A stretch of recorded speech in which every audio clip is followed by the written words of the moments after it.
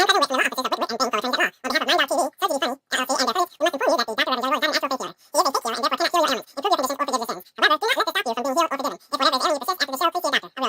to me, my children. Follow the sound of my voice to receive thy blessings. Unburden yourself. Ow, ow, ow, ow. And welcome to the Church of Last Resort with the Dr. Reverend Jelly Roll. The Church of Last Resort, where your prayers are heard, your sins forgiven, and no matter what you believe, you won't believe this shit. And now, the Reverend, the Dr. Reverend Jelly Roll.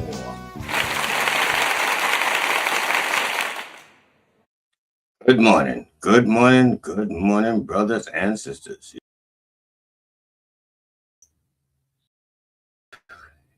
Sorry about that. There's too many fingers, too many fingers in the pie. That was my fault. I should have let the producer do his job. I was like, whoa, what's that? Let me fix that. And he was going, whoa, what's that? Let me fix that. And we both like got our fingers touching the same piece of pie. And the pie goes like, whoa, I can't handle all these fingers. Somebody's going to pull out a plum. You know what I'm saying? All right. That's right. That was plum crazy. That's what happened there. Good morning. Good morning, brothers and sisters. Yes, indeed.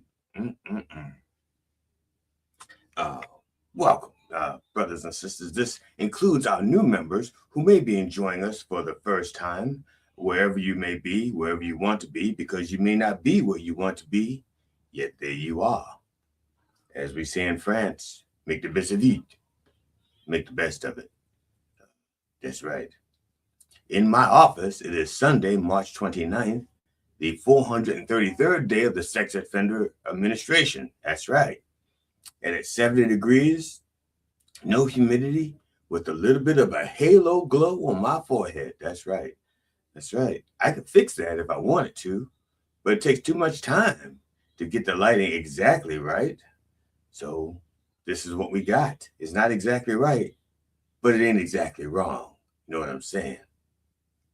That's right. But on the other side of this wall, just 9.5 inches away, and I measured it. It's 9.5 inches on the other side of this wall. I measured it myself with my own body parts. 9.5 inches. That's right. It's 39 degrees with zero humidity. And there's a good chance that if you were at a No Kings March yesterday, you want to know what's next. You probably woke up and said, is he still in office? Is that bastard still there? Well, it's going to take a little bit more than marches.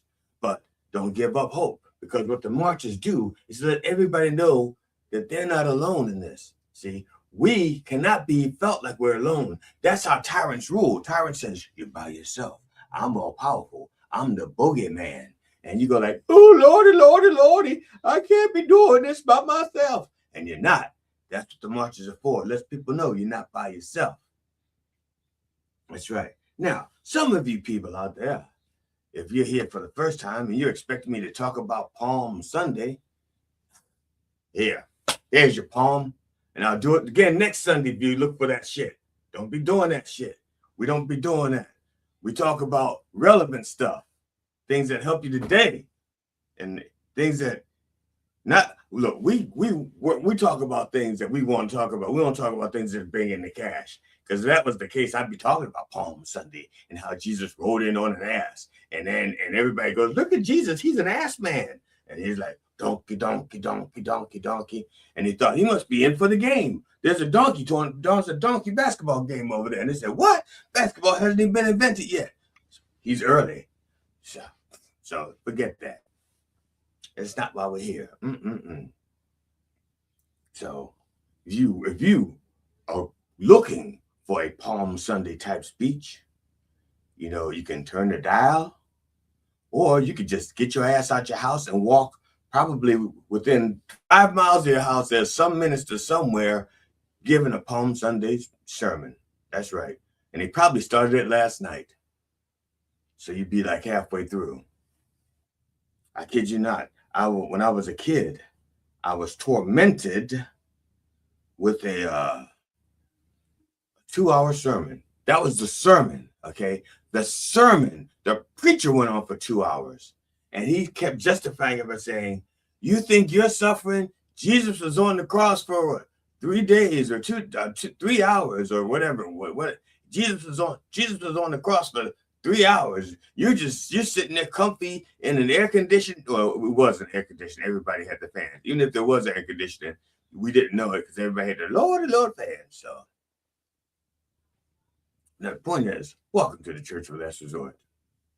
I am the Dr. Reverend Jelly Roll, PhD, DDS, ADHD, MCM, LIX. People have also called me the racy Reverend, the pervert pastor, the vile vulgar vicar of vice, the sexy shepherd, the missionary man, the minister of mischief, the dirty deacon of doggy style, the freaky frisky friar, the ass man abbot, the colored cleric, the booty banging brother, the handsy high priest, the shameless shaman, Father Fistmas, the wicked I like to watch witness, the holy hoe, the divine dominating dominee, the depraved preacher, the tickle me theologian, the minister of making love, the clergy of cunning conversation while eating pussy, and that nasty N-word. That's right. Point is that I come by many names and by many methods, but I do not come easy. No, Lord, I do not. Ask anybody who's ever had to wait and wait and wait. Come on. My jaw's getting sore. My hand's getting cramped. Let's begin in the name of George Carlin, Robin Williams, and Richard Pryor. Can I get a fuck? Yeah. Oh, yeah. That's right. I do. What that? Yes. Yeah. So, brothers, and sisters. First of all, those of you who are in the chat room already, welcome and thank you. Thank you for being here. I hear you. I see you. I feel you. I hope you feel it back. That's right. So, it is time for our opening prayers. And I'm not going to say sponsored by Tantalus because you ought to know that by now. And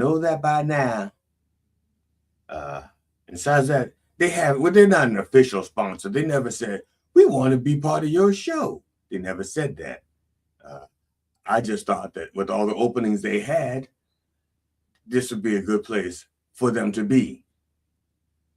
Okay. Now, so if you need an opening, Tantalus has your opening needs.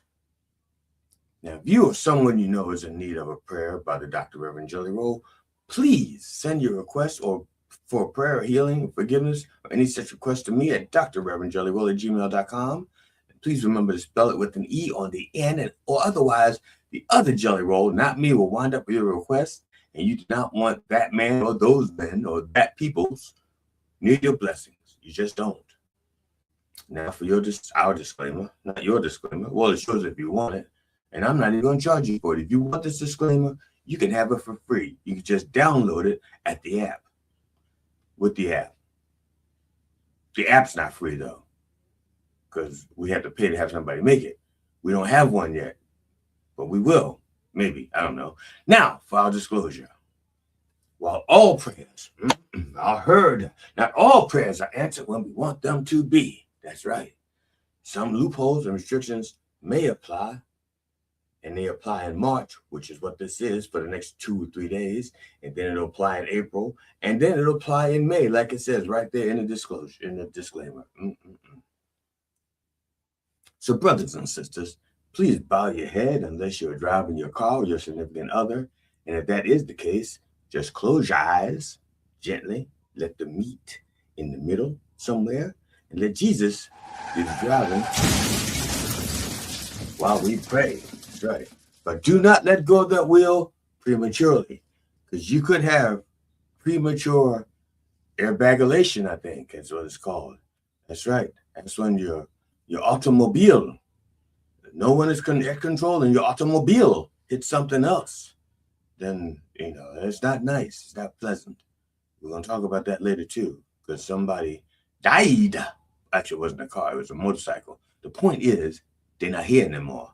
And they probably thought Jesus was going to do the driving while they prayed. Yeah. But that's not what happened. Jesus did not have full control. You got to let Jesus get full control, not just the steering, but the gas and the brake as well. As well. That's right. So, dear Lord, on this Sunday of the Palm, trademarked. Please place Brother Heavy Kev in the palm of your hand. What? Oh, that's right. We got to do this the right way because this is for healing. So we got to wake up to healing. Dear Lord. That's right. On this Sunday of the palm, trademark. Please place Brother Heavy Kev in the palm of your hand and hold him and squeeze him until all the remnants of that 6-hour session has been erased. Not the recording, but the part in his body when he was up with the 6 hours, the 6 hours of a mixing, the 6 hours of the flex tone or the flex something and the tune thing, auto tune and flex chord or whatever it is. I forgot what it's called, flex something. I got a can of it around here somewhere. It fixes leaks. I know what he's talking about. It's that flexing stuff. Here it is. Flex Seal and auto tune. Those are two things you need when you're recording. He says it's a blessing. That's right. Heavy Kev says those things are a blessing, and he's grateful for those things. But they don't replace time. Okay, and sometimes they save time, but they're not all the time. They're not time. They can save time, but they're not time. All right. So Lord, please hold him and squeeze him and got to please him. And so I'm placing my hand on your Heavy Kev. I don't know where it hurts, so I'm gonna hold my hand still, and you just move your body until that part gets like right under there. Okay, I'll wait. There we go.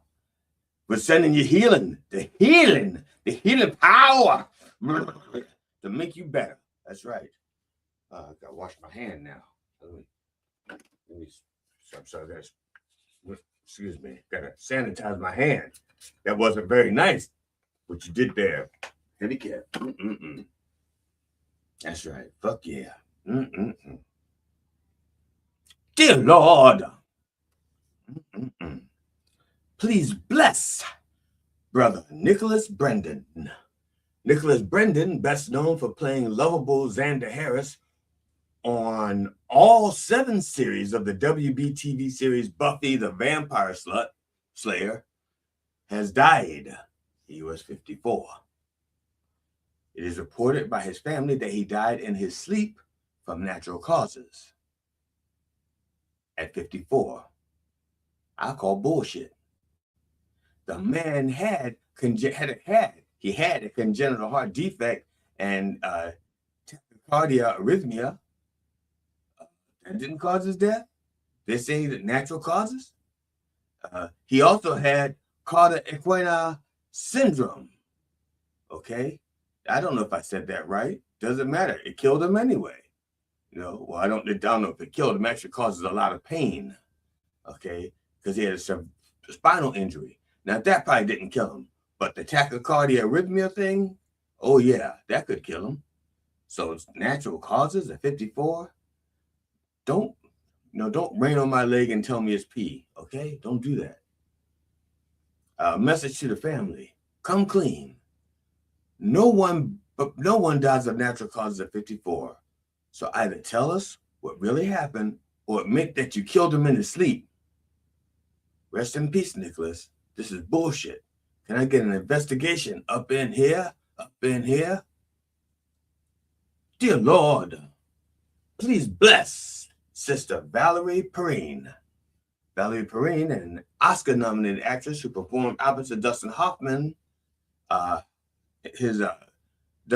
Hoffman's Lenny Bruce in 1974, Lenny, and starred in Christopher Reeve's Superman films, has died. She was 82. Her cause of death was Parkinson's disease. Mo shook up. Perrine passed away peacefully at her home, surrounded by love, exactly as she had wished, according to Stacy Souther, director of the 2019 documentary short Valerie. Okay, Stacy was pretty quick to throw that out there. It's like, this is what she wanted. Really? This is what she wanted. But she told you and no one else heard it. That's right. She's going, yeah, she told me, honestly. She told me that's how she wanted to go. And I guess nobody else heard it because it was just me and her. We were that close. Okay. Stick with that story. Up until the day the law enforcement grabbed your ass for mishandling a corpse, for starters. All right. Perrine first gained attention as a showgirl in Las Vegas and later appeared in George Roy Hill's 1972 adaptation of Kurt Vonnegut's Slaughterhouse-Five as Montana Wildhack. Her breakout came with Bob Fosse's 1974 biopic Lenny, where she played Honey and earned an Academy Award nomination for Best Actress. Robert Ebert noted that she, quote, projects a certain tarnished sexuality, and she gives us at least a stripper without a heart of gold, close quote. Now, have seen a lot of strippers in my day for research purposes, and sometimes to retrieve sometimes I saw them to retrieve my deacons. That's not a pet name. That's their job. They were deacons, and they were, never mind.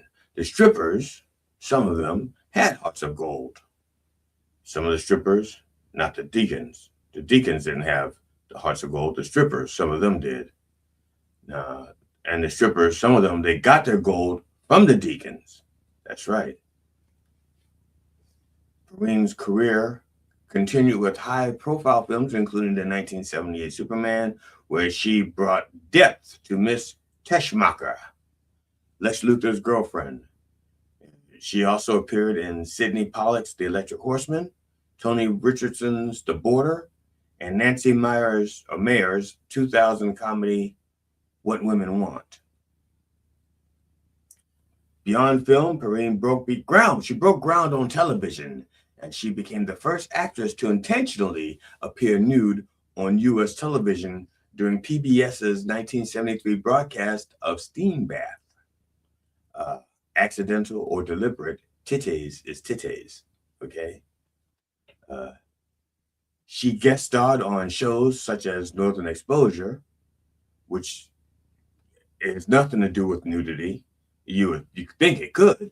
It's like, yeah, there's my Northern Exposure. But my Southern Exposure does not, that's not for this television program. She was on ER and The Practice and appeared in the daytime soap As the World Turns. Her final film appearance was in Silver Skies in 2014. Rest in peace, Valerie. I hope your GoFundMe gets the money you need. You sure could use some of that gold now. Can I get a tarnished sexuality? Dear Lord, please bless Brother Dash Crofts. Dash Crofts, one half of the soft rock duo Seals and Crofts, has died. He was 85. His cause of death was a complication from heart surgery. The classic rock legend is responsible for some of yacht rock's biggest hits like Summer Breeze, Diamond Girl, and Get Closer. As a matter of fact, I used to play Summer Breeze to get closer to some Diamond Girls. That's a different story. Crofts was born in Cisco, Texas, where he was young. When he was young, he played piano for Dean Beard and the Crew Cats. And this is where he met Jim Seals, also a Texan. Now, I'm not going to lie to you. Up until this moment, I didn't realize that their first names were Dash and Jim. I did not know that. They had to die. Both of them had to die. Because even when Seals died, I didn't know his first name was Jim. Together, they toured with the Champs in 1958 and scored their first hit with Tequila. Now, I'm not saying, I think that was the name of their hit, Tequila, and not that they scored it with tequila. Like, yeah, I don't know. In the 1960s, they moved to the West Coast, and by 1969 had, quote, developed a new sound that would be described, sometimes derisively, as soft rock. It's mostly women with men with soft rocks that listen to soft rock. I guess that's what they mean by sometimes derisively. Crofts told the record mirror, quote, "We realized that we had to get out of the money-making aspect of loud rock and roll into some music which we really believed in," close quote. And if you're wondering, yes, they made money, lots of money. So I guess when they for them to walk away from the money-making loud rock, they just walked into the money-making soft rock. The duo broke up in 1983, but reunited in the 90s, and again in the 2000s, and again a few days ago. Crofts released a solo album today, 28 years ago in 1998. Rest in peace, Dash. The problem with your heart was you put it all into your music. Can I get a song, something soft and slow to go? That's right. Dear Lord. Hello, Sister Ann. You're just in time. You're just in time to hear about, well, I'll tell you. Dear Lord, please bless Brother Ronnie Bowman. Ronnie Bowman, American bluegrass singer, songwriter, guitarist, and bassist, has died. He was 64. His cause of death was injuries caused by midlife crisis. That's right. He sustained a motorcycle crash. Bowman began his professional career in 1988 with the bluegrass band The Lost and Found. He later played in Lonesome River Band from 1990 to 2001. And then he later formed a band of Rooks, okay, which later became Band of Rooks, R-U-H-K-S, Rooks, with two syllables, okay. Basically, it's just how you say Rooks after you've had a few drinks. And that's what we think happened. My research staff, because we could not find out the exact moment they changed it, it's just that they did. There were other bands at the time that had the Rooks, had Rooks in the title, and they didn't want to be confused with Rooks. And they were drinking, and they came up with Rooks. Okay, yeah, that sounds like a drinking problem. We got a name, Rooks. If any of them had been sober, I'm sure they could have come up with something better. Behind the scenes, Bowman also served as a songwriter for many bluegrass and country artists. He co-wrote "It's Getting Better All the Time" for Brooks and Dunn, and "Never Wanted Nothing More" for Kenny Chesney. In 2016, Bowman co-wrote "Nobody to Blame" with Chris Stapleton, which won the Academy of Country Music Song of the Year award. Rest in peace, Ronnie. At least you didn't meet your end in a pickup truck. That would be so. Can I get a country cliche? Dear Lord, please bless Brother Chip Taylor, singer, American songwriter, and producer, has died. He was 86. He died in hospice care of SUDS, sudden undisclosed death syndrome. Quote, known for songs that captured the emotion and spirit of the times, Chip created a catalog over a 6-decade career that included works for a diverse range of artists, including Johnny Cash, Aretha Franklin, Janis Joplin, Willie Nelson, Tom Petty, Linda Ronstadt, Shaggy, and Tina Turner. That's right. Now here's some little known facts that just came to light to me to this morning when I read this, or when he wrote it this morning.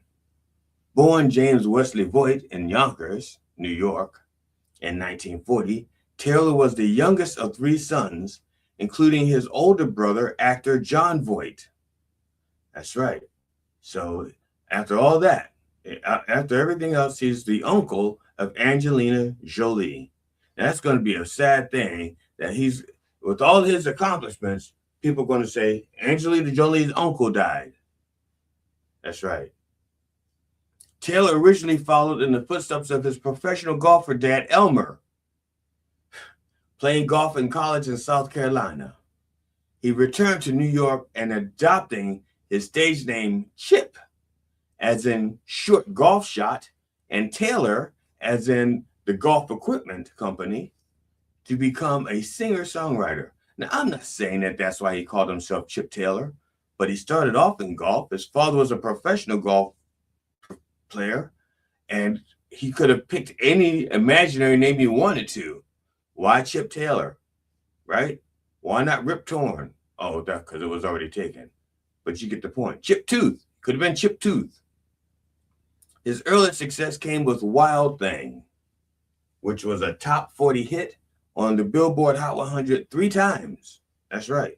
First, as a number one hit in 66 with the Trogs, then as a comedy recording by Senator Bobby featuring Bill Mencken. That was in 1967, hit number 20. And finally, Fancy. Who the fuck is Fancy? It hit number 14 in 1974.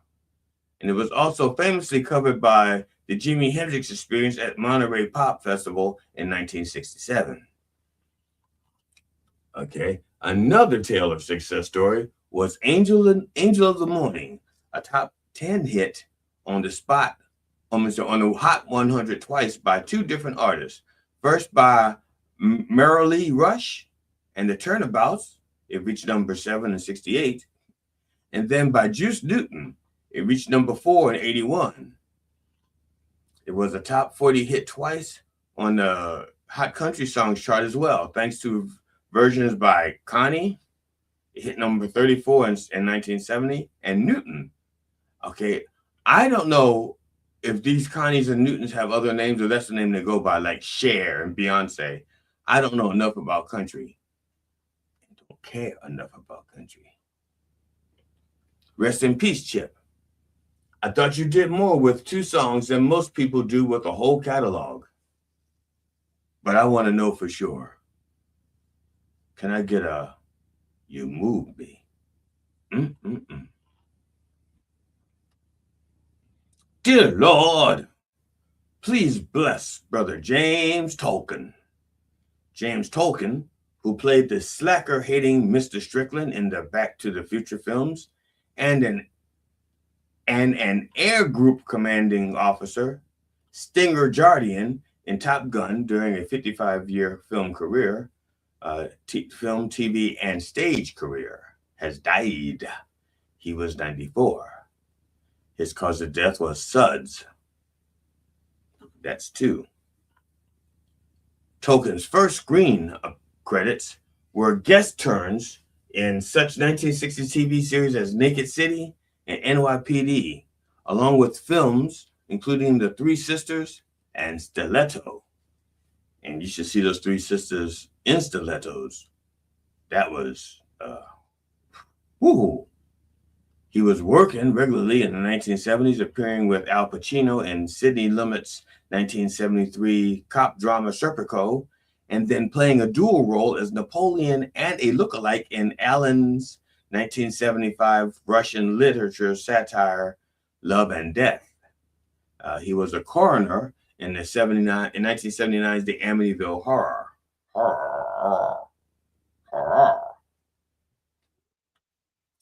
That's also the sound. Oh, never mind. That's not the one. Tolkien also had roles on such 1980s films as Wolfen, Prince of the City, Arthur, again with Pacino, who played the lead role. Arthur Hillman, I think, and War Games. Now, before I looked up Arthur, I thought Arthur was the sequel to Arthur with Dudley Moore. I really did. I didn't even think about the spelling. I just went, Arthur. Isn't that the sequel to Dudley Moore's film? I was wrong. I literally had to look it up because I couldn't figure out how that tied together. Tolkien played Mr. Strickland in Back to the Future. No McFly ever amounted to anything in it. No McFly ever amounted to anything in the history of Hill Valley. That guy. James also starred as Commanding Officer Stinger Jardian in the 1986 movie Top Gun. I want some butts! That guy. Okay. He also played Lubick in Masters of the Universe. I don't know how to do sword play here. But that's what he did a little sword play, I think. Rest in peace, James. Who doesn't want some butts? Can I get a little gray skull? Yes, indeed. And finally, Lord, please bless the entire behind-the-scenes staff at Mind Dog TV. They are truly doing your work, helping to spread your word throughout the wordosphere. They could be anywhere today, but they are here wishing they were anywhere today. And that ought to count for something. MindDogTV.com, the place to go to get your Church of Last Resort gear. Where? There. There's some gear right there. But I'm really tired. I can't walk all the way over there 5 feet to get that shirt. Okay, I'll do it. I'll do it. Motherfucker. Yeah. Okay. See? Shirt. All right. Oh, Lord. Yeah. There's also cup. I got cup. I just don't know where it is. Is this cup? Look at that. Cup. Mind Dog TV. You can get one of these. And all kinds of stuff. Matter of fact, it's probably your last chance to get some genuine Coffee at the Dog replica nails, just like the ones Jesus used. So, speaking of Jesus, this is the time that many of my alky friends have been waiting for. Time of appreciation. That's right. It's time to have a little bump for the Lord. So everybody get your bump together.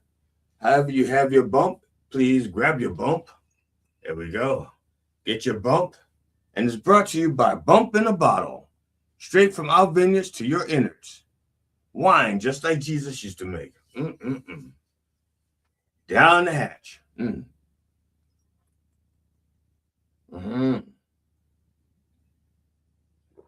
Whoa. No. It's almost time to get a new bottle. Wow. Whew. Lord have mercy. Let me fix that real quick. Sorry about that. Yes, wine just like Jesus used to make. So, brothers and sisters, in the name of where is it? Oh, there it is. In the name of George Carlin, Robin Williams, and Richard Pryor, can I get a fuck yeah? Fuck yeah! That's right. That's right. Now, before I bring in before I start our segment, Looking for God in All the Wrong Places, I want to do a little thing that we do every week, and that is how to let people know how they themselves can be on the Coffee with the Dog show. That's right. And it's really simple. There's only two simple things you got to do. And our good sister, Curly Hair So Bright, is going to tell you both of those things you have to do. Go ahead. Comedians, musicians, songwriters, filmmakers, authors, and podcasters. Coffee with the Dog is booking for the Spring and summer. now. Get free publicity and hone your interview skill in a fun and safe setting. Coffee with the Dog is a live radio, live stream podcast based in New York that airs daily Monday to Friday 9 a.m. to 11 o'clock in syndication on iHeartRadio, as well as video streaming platforms like YouTube, Twitch, Rumble, and many other platforms. Guests usually come on remotely via StreamYard, like Zoom but easier, although occasionally we do in-studio interviews. The morning show focuses mainly on comedians and musicians, and they have interviewed many top names and classic celebrities such as Robert Klein, Mike Binder, Eddie Brill, Doug Stanhope, Steve Byrne, Paul Provenza, Jeff Altman, and many, many others. For booking, go to minddogtv.com/booking. Thank you, Sister Curly Hair So Bright. She is such a dedicated sister. She shows up week after week, does their read, and then gets out of here to go home to the things that she does. Because she's got a lot of things to do because, gentlemen, ladies, she's single. She's got to do a lot of things by herself, and it would help her to have a helper. That's right. Now, this week, in Looking for God in All the Wrong Places, we take a look at the song Jesus Christ Pose. It is the lead single off of the Bad Motorfinger album in 1991 by Soundgarden. That's right. Now, I don't know much about Soundgarden. I know they're a band, and I've heard some of their music, and I'd never heard this song before. This is one that I had to look up. I had to grab the YouTubes and listen to it. I did that. And I meant to do it again this morning so I could have a fresher thing. Because that opening guitar hook sounded familiar. And I couldn't place it. And I was let me hear that again so I can maybe I can place that guitar hook.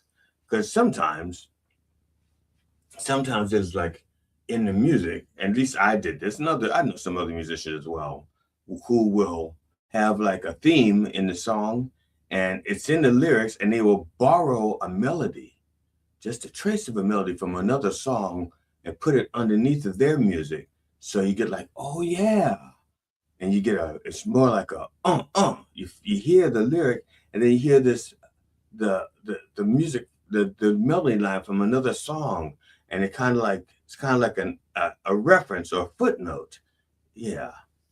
And so I didn't know if that's what this was. And so I wanted to listen to it again to see if it was like an audio footnote, but I don't know. Now, the writer of this song, Chris Cornell, grew tired of seeing rock stars and models exploiting the crucifixion in music videos and magazines, So he wrote the lyrics as a rebuke to the messianic complex common in pop culture. Okay. Now, the Jesus Christ pose, as Soundgarden so vividly describes, is not merely about religious connotation. It is a term wielded to dismantle the pretense of self-martyrdom often exhibited by public figures. Okay, and we're going to talk about that just a little bit. Cornell's snarling voice becomes the medium through which his critique is broadcasted, chiding those who ostentatiously suggest they bear the weight of the world with a messianic grandiosity. I like saying grandiosity. Now, so it's basically, in the end, Jesus Christ Pose becomes more than an anti-hypocrisy anthem. It's a rallying cry for authenticity in an age of spectacle. Now, if you watch the video, the official video for this, it's kind of neat. It starts off with like a crawl title, and it reads, "And God so loved Soundgarden, he gave them his only song." And I thought that was kind of cute. Now, I don't know that this is his only song, but maybe the only song he gave to Soundgarden.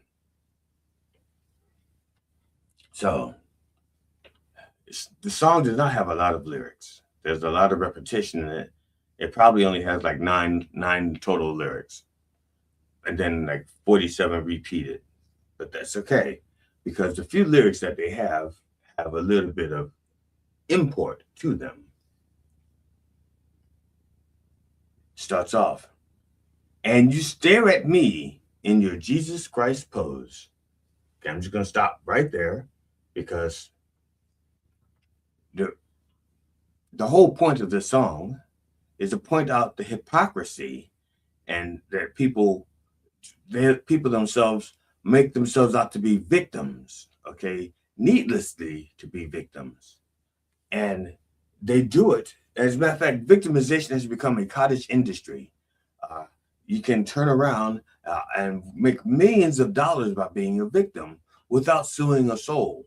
You just have to become a politician, an actress, a movie star, or a talking head, and say, people are taking our this, people are taking our that, and become a victim. And I'm not saying that sometimes it's not justified, but you look at, let's say, someone like a Donald Trump, who was the victim in chief. Man, was born of a millionaire, was given $400 million to start on his own business. Okay. The only suffering he did is the fact that his parents didn't love him. That's it. And he's been making us pay for that ever since. He's been a joke, and he's making himself a victim. My rights are gone. I could only rape 10 women without getting in trouble. You get over 10 and then they start bitching. Okay. So those are the people the song is about. The people who aren't victims, but really need you to believe that they are. So it's become a game of who's the biggest victim, the so-called leaders or the ones choosing to follow those leaders. And the song continues, arms held out like you've been carrying a load. Okay, I like the way he says that, like you've been carrying a load. He is like, basically, you're not carrying one. You're acting like you're carrying a load. It's not carrying a real burden. And you think about the hypocrites that do this in the public eye. They make themselves sound like they're suffering. Okay, your Alex Joneses, and they cry their little tears. I can't believe they're suing me and taking all my money because I made fun of their children. I'm a victim here. I'm carrying your burden. I'm doing this for you. When they prosecute me, they're prosecuting you. No, they're not. Persecuting.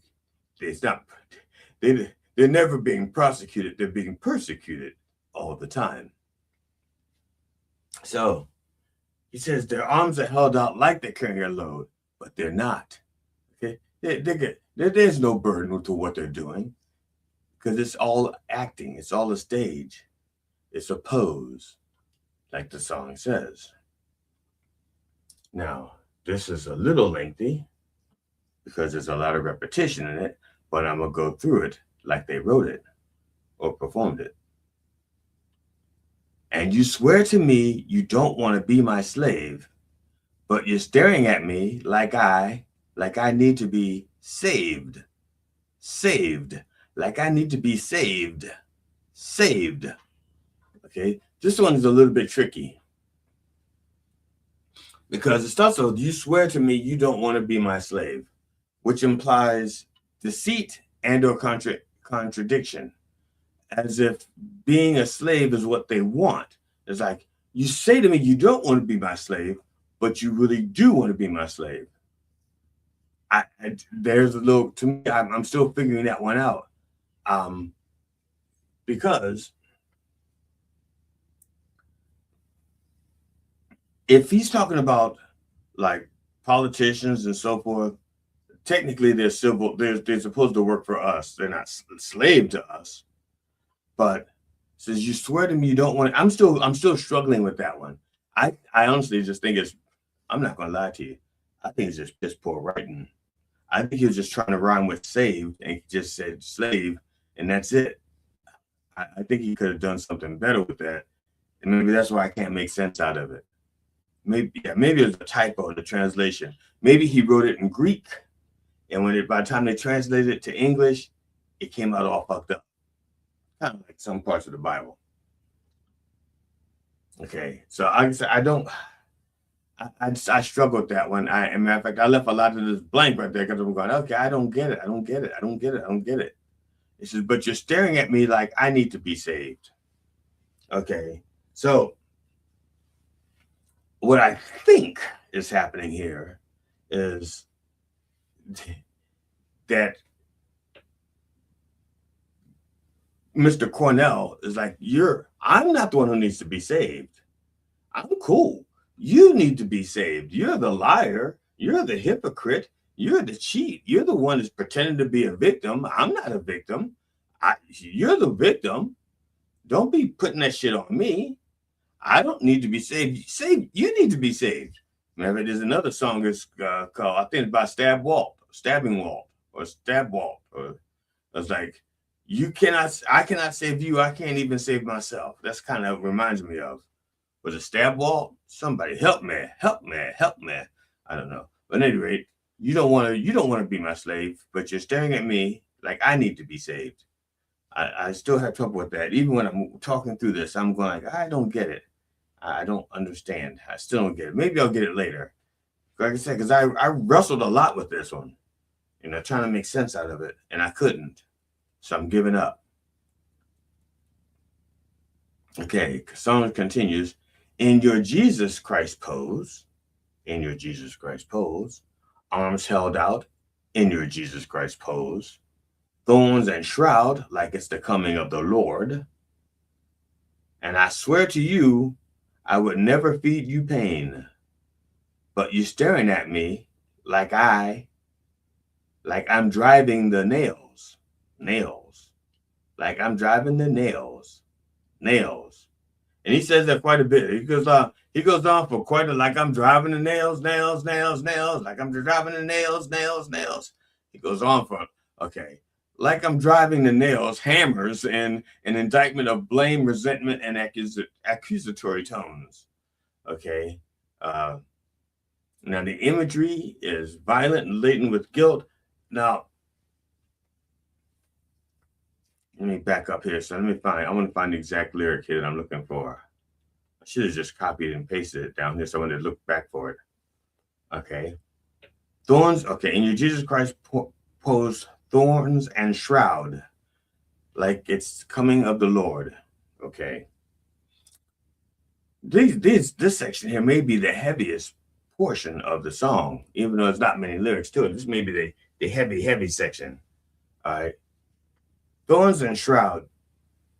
There's two images here. One, the thorns is symbolic of two things. Because remember, it was a crown of thorns. So he was, like I said, okay, you want to be a king? They were mocking his kingdom. They were mocking him as a king. So they gave him a crown of thorns. And that in itself, even though it was a crown, inflicted pain. Okay. It inflicted pain, but it's symbolic of his entire. Whenever you see, well, I can't say that because that'd be inaccurate. Quite often, when you see a suffering Jesus, he's wearing the crown of thorns. Okay, the suffering Jesus wears the crown of thorns. Now the shroud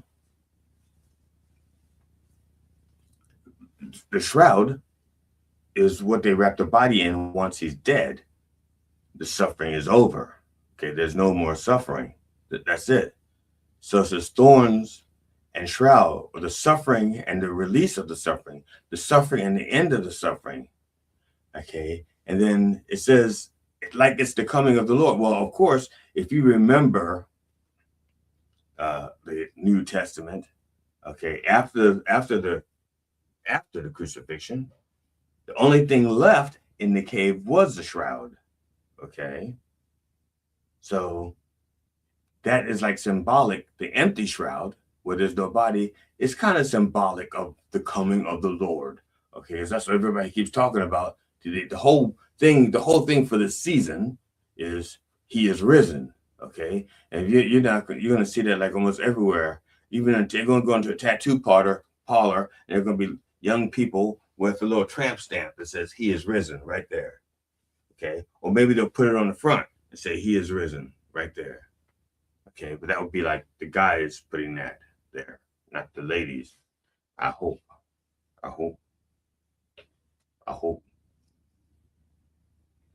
Where was I? I got, okay. And it says here, and I swear to you, I would never feed you pain. Now, that in itself is essential or critical, because if you think about what the Jesus guy went through,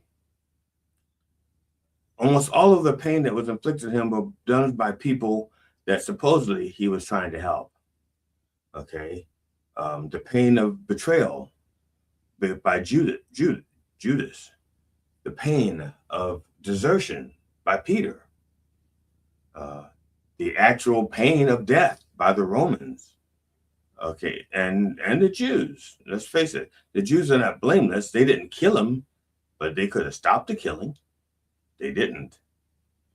So there's all that pain, and Cornell, the protagonist, says, I'm not causing you pain. I'm not the source of any of your pain. No. So it says here, the image, okay, where create a narrative with the accuser or the audience cast as the okay. Yeah. It says he's casting the audience as the oppressor, right? Blah, blah, blah. Okay. I'm going back here. I gotta go back here. I gotta find what I was looking for. Oh, there's nothing left to look for. I'm going to go to the next verse. Okay, in your Jesus Christ pose, arms held out in your Jesus Christ pose, thorns and shroud like it's coming of the Lord. Would it pay you more to walk on water than to wear a crown of thorns? Now, would it pay you more to walk on water than to wear a crown of thorns? Now, if you remember, there were two instances of the walking on the water. One instance was when Jesus walked on the water during a storm, I believe, and then Peter walked on the water. Okay,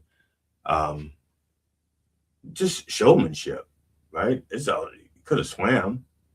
It's just like, look at what I can do. I can walk on the water. Okay, this line also suggests an inversion of the values, implying that for some, the superficial acclamation of performing miracles, like walking on water, might be more desirable than the profound empathy and understanding that comes with actual suffering. So it's like, what's more important? The fact that I can walk on water, or that I'm suffering? What's going to make me more money? Well, let's think about that. What's going to pay you more? The show of walking on the water, which no one would benefit from, except for those watching, or the fact that, again, remember, the crown of thorns is symbolic of the suffering. Okay, so the suffering is more important, or the show? We are living in a society where the show is more important than the sacrifices. Okay, not many people give up genuine sacrifices. They claim to be giving up stuff, and I'm going to go right back to Trump, because I was out there in the rally yesterday. I was out there with the peoples, and Trump is always constantly saying what he's doing for people, what he gave up for the people. I used to live in a lush palace, and I gave that up. Did he? He spends more time in Mar-a-Lago than he does in Washington. I'm almost certain of it. Because we don't even know when he's there. He's there so seldom that he has to make a big to-do. Like, look, I'm here. See, I was in the Oval Office. I was in a cabinet meeting for like 3 hours, and then he leaves and goes to Mar-a-Lago. Or look at that, I was meeting with the president of Boogie Boogie Bang Bang, and then he goes back to Mar-a-Lago. So he's not suffering, and then he plays all the fucking golf in the world. So he's not suffering. He's doing the walking on water part. He's doing the show part. He's not doing the suffering part. He wants us to suffer. We are the ones that are doing the suffering. We're the ones that have to pay $4, $5, $6, $7 for gas. We're the ones that have to pay diesel prices like $5, $6, $7, $8, $9 a gallon for diesel. That's us. That's not him. And we're the ones who are paying for the consequences and the side effects of all those high prices. That's us. We're the ones suffering. We're the ones who should be given the crowns. But they claim the crown when all they're doing is walking on the water. And apparently, that's not a miracle. Now, I think this is, yes, this is the final verse of this, and it's a doozy in some ways. It goes, "It wouldn't pain me more to bury you rich than to bury you poor. In your Jesus Christ prose, poor. In your Jesus Christ pose." Okay. It's like, I don't care if you die rich or you die poor. I don't care. I'm going to feel the same way about you. And that's kind of because a lot of the song is about these people of privilege, people of wealth, people of means who are pretending that they're suffering, and that not only that they're suffering, but that we are benefiting somehow from their victimization. Okay. And they're doing the suffering for us, and they're not. And so Cornell or Soundgarden, what they're saying is, look, if you die rich, you die poor, I don't give a shit. What you're doing is not for me. And their Soundgarden is saying that all the way to the bank. There you go. That's light flickered. I don't know what that means. I didn't see it. Maybe I felt it. I don't know. But oh Lord. Thus endeth Soundgarden's Jesus Christ pose. You can check out the video yourself. It's like I said, I was not as moved by this as I was by the Green Day one. I was not as impressed, but it was still a good song. I'll listen to it again. It's a good song. Now I'll make a little announcement right now. We have a couple minutes left. This is the last sermon I will have before Easter Sunday, and the last sermon I'll have before G.D. Fenderson has his show in Michigan, Spotlight on Insanity. Part of that show, because it's happening on the Saturday before Easter, will be dedicated to the Jesus guy. So if you can, and it's very fucking funny. It's already getting, a lot of the people who have seen the rehearsals at open mics are going like fucking, they're like really enjoying it. Okay. So check it out. If you can be there live to see him, Haphazard, John Beaveman, the Beave Man, just Beave Man, and Krista Wright. They will all be there. It'll be a great show, and it's be somewhat unique because it's improv meets stand up meets act out. There's a lot of comedy, a lot of moving parts, and it's a lot of fun. So hope you can make it. And if you cannot make it, check it out on StreamYard. I'm sorry, check it out on plausible.com. There you go. Now, stop saying now when I'm thirsty.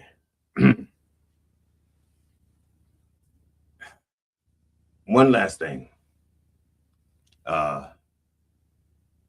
Next week we're going to have a show. We're going to have a show next week. It's going to be a new show. It's just a matter of where I'm going to do it from. It's going to be done from Michigan, and I don't know. We're still working all that out. But there will be a new show next week. Okay, so that's all I can tell you. That's it. There's going to be a new show next week. I do not know what this topic is going to be, but it'll be a new show next week. Even if I have to do it from the car while we're driving, which I don't hope not while we're driving, but do it from the hotel room, do it from the car, want to do it from a rest stop. We're going to have a show. Okay, we're going to be there. So, and I hope you're there too. So, brothers and sisters, thank you for those of you who subscribe to our fledgling YouTube channel. Dr. Reverend Jelly Roll, and also for the signing up for my fan page under the same name. Thank you so much. I appreciate it. And in the event that you need a comedian or someone a comedic entertainer, check out GD Fenderson. He's available on gigsalad.com. So if you have a private event, you need a comedian, a humorist, he's your guy. Now, on behalf of the Church of Last Resort and the entire Roll family, my wife Amona, my kids Cinnamon and Jelly Jr., our cat Tootsie, and our dog Stop Dropping, I wish you safe travels, and I hope you will join us next week at 9 a.m. Eastern Orthodox Time on Mind Dog TV and everywhere that our word is heard. And if you are so inclined to go out and get a poem for someone this week, enjoy yourself. If you were at the rally yesterday, I hope you made good connections and felt good about what you were doing. All right. So until we meet again, in the name of George Carlin, Robin Williams, and Richard Pryor, can I get a fuck yeah? Fuck yeah! Thank you.